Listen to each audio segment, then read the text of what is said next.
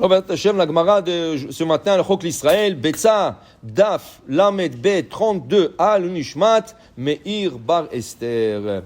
Dit la Gemara, je commence un peu au milieu de la Gemara. La Gemara rapporte ici, Amar Rav Natan Bar Abba, Amar Rav Natan Bar Abba dit au nom de Rav, Attiré Bavel, Yorde Gehenam Hem. Il disait que les gens riches de Bavel, ils allaient tous aller à l'enfer. Lama. Alors il dit ici, pourquoi? Parce qu'il y avait une histoire. Qui a des Shabbatai Bar Merinus. C'est probablement, c'est pas la seule histoire. Probablement avec des histoires comme ça. Mais il nous emmène un exemple. Il y avait un homme qui s'appelait Shabbatai Bar Merinus. Ikla le Bavel. Lui, il n'était pas de Babylone. Il est venu à Babylone. Ba'a Minayu Iska. Rachid dit, il cherchait du travail. Il cherchait pour se nourrir sa famille. Alors il cherchait du travail. Alors Rachid dit, il est parti chez le commerçant. Il a dit, écoutez, donnez-moi la marchandise. Je vous la vends et on se partage 50%. Comme ça, on fait des affaires. Moi, je sors, je commence à vendre et tout ça. L'Oratsu, il ne voulait pas. L'Oya voulait. Alors, il leur a dit, OK, dans ce cas, j'ai besoin de manger. Donnez-moi à manger. Si vous ne voulez pas me faire une affaire, donnez-moi à manger. Le Rambam, le Maïmonite, il dit, dans la Tzedaka, il y a 8 niveaux.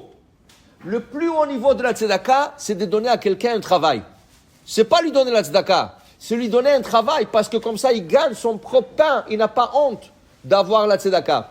Alors il a demandé, donnez-moi un travail, il voulait pas. Il a dit, OK, alors nourrissez-moi, donnez-moi à manger, il voulait pas. Loya voulait. Okay? Alors Amar, il a dit, ce gens-là, qui n'est pas un autre juif, il doit se sûr qu'ils sont mes Erevrav. C'est sûr qu'ils sont de se convertis, qui sont sortis dans le désert avec l'âme Israël, et ils n'ont pas été corrects. Parce que le Egel Hazav, c'est eux qui l'ont fabriqué. Le problème de plainte, c'est eux toujours qui sont pleins. Dirtiv, parce qu'un juif, il est écrit sur un juif, Venatan lecha rachamim verichamcha. Dieu te donne la miséricorde. Vekol amrachem ala beriot. Et tout celui qui a la miséricorde sur les autres, c'est sûr qu'il est de la descendance d'Avraham Avinu. Et tout celui qui n'a pas pitié sur les autres, il n'est pas de la descendance d'Avraham Avinu. Alors il a dit, comment? Je vous demandais une affaire, vous ne voulez pas m'aider. Je vous demandais à me nourrir, vous ne voulez pas, alors vous êtes de Erevra, vous n'êtes pas juif. Okay? Allez-y, vérifiez dans vos annales. Vos parents, vos grands-parents, qui c'est qui? Est-ce que Bechlal, si vous êtes juif, okay? Il y avait dans l'Holocauste, à l'époque de l'Holocauste, il y avait une histoire, parmi plusieurs histoires. Il y avait un nazi, Marchimon, il a pris une femme avec son enfant, il voulait tuer l'enfant en face de la femme. Il a dit, il est trop petit, il ne peut pas travailler. Il voulait le tuer, il voulait le tirer. La femme a dit, s'il vous plaît, elle pleurait, qu'est-ce que... À la fin, il lui a dit, écoute, arrête de... Alors il lui dit, écoutez, je vois dans vos yeux que vous avez un peu de pitié. Un peu de pitié. Alors il lui a dit, si tu me dis dans quel œil tu le vois, je vais le laisser partir. Alors il lui dit, regarde, il dit, je pense l'œil gauche qui a un peu de pitié. Il a dit, tu as raison. Pourquoi? L'œil gauche était un œil en verre. C'était pas un vrai œil. Rien que là-bas, ce goy, il peut avoir de la miséricorde. Il l'a laissé partir. Tu comprends?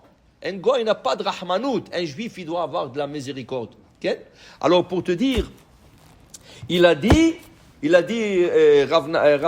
Rav, que tous ceux-là qui n'ont pas de pitié, Yorche Gehenam, ils vont aller à Gehenam. Il dit ici, Ve'amar Rav Natan Baraba Amar Rav, il continue à enseigner au nom de Rav Natan Baraba, il dit, Kol hametzape al shulchan acherim, olam choshech ba'ado.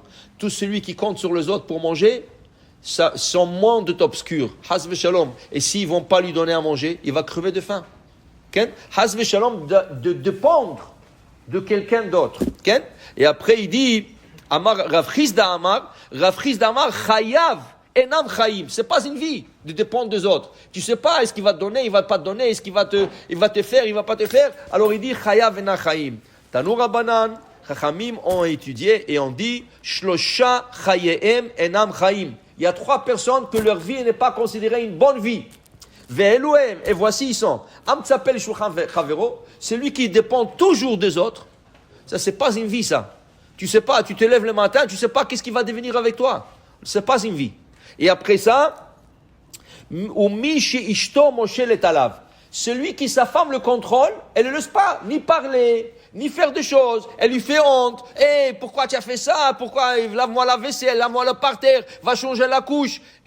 Il n'a pas de vie, ce monsieur. Il ne peut pas vivre. Okay? Ça, c'est pas une vie, ça. Okay? Et après, et Haz Beshalom, c'est lui qui a de la souffrance. Des fois, c'est pas une vie aussi. Okay? C'est lui qui souffre beaucoup. C'est pas une vie. Okay?